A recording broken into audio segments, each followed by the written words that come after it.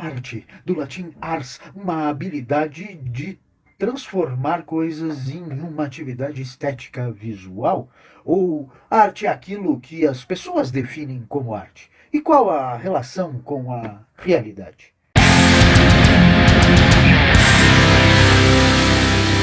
Em 1996, participava eu de uma montagem de uma minissérie pela Casa de Cinema de Porto Alegre.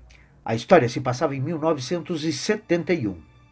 Uma das coisas que se precisava era de um guindaste, um guincho, algo que puxasse um carro.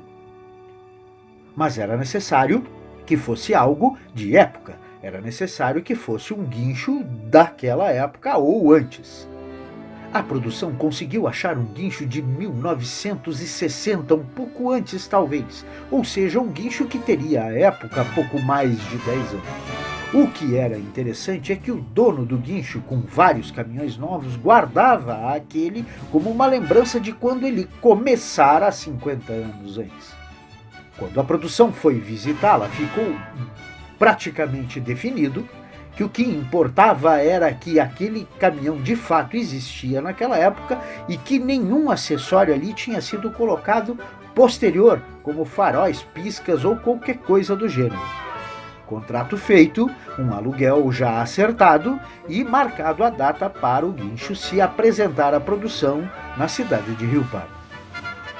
Eu estou contando essa história para tentar mostrar como se mistura arte e realidade e o que é a arte para as pessoas, o que é a sua relação com o que é belo e o que é de fato fantasia. Uma narrativa que mostra bem a mistura de arte, realidade e fantasia vem de Eduardo Galeano. Ele narra a história de Heráclio Zepeda, que fazia o papel de Pancho Villa no filme México Insurgente, filme de Paul Leduc. Heráclio fez o papel tão bem que até hoje tem gente que acha que Heráclio Zepeda é o nome de Pancho Villa quando ele atua no cinema. Estavam em plena filmagem numa aldeia qualquer e as pessoas participavam com tanta naturalidade que o diretor não precisava dar muito palpite no que elas faziam. Pancho Villa tinha morrido há 50 anos, mas ninguém se surpreendeu que ele tivesse aparecido ali. Certa noite, depois de uma intensa jornada de filmagens, um grupo de mulheres se reuniu em frente à casa onde Heráclio dormia e pediram para que ele intercedesse pelos presos. Na manhã seguinte, Heráclio foi conversar com a autoridade local. Foi preciso que o general Pancho Villa viesse para que se fizesse justiça, comentavam as pessoas do local. Voltando à história do guincho, com a data chegando, o dono do guincho levou o caminhão até onde era combinado.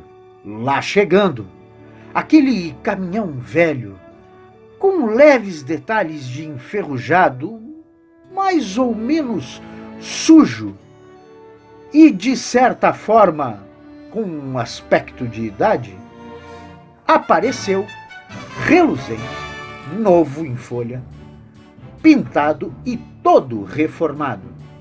Importante, disse o dono, não tem nada moderno aí.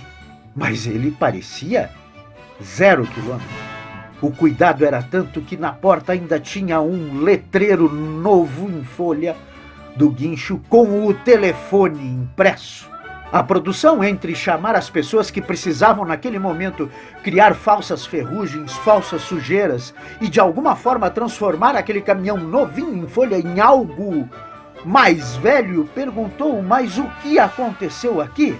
O próprio dono veio trazer o caminhão e disse não precisa pagar mais nada pela reforma que eu fiz. O que eu não poderia permitir é um caminhão velho daqueles a uma produção tão grande como essa.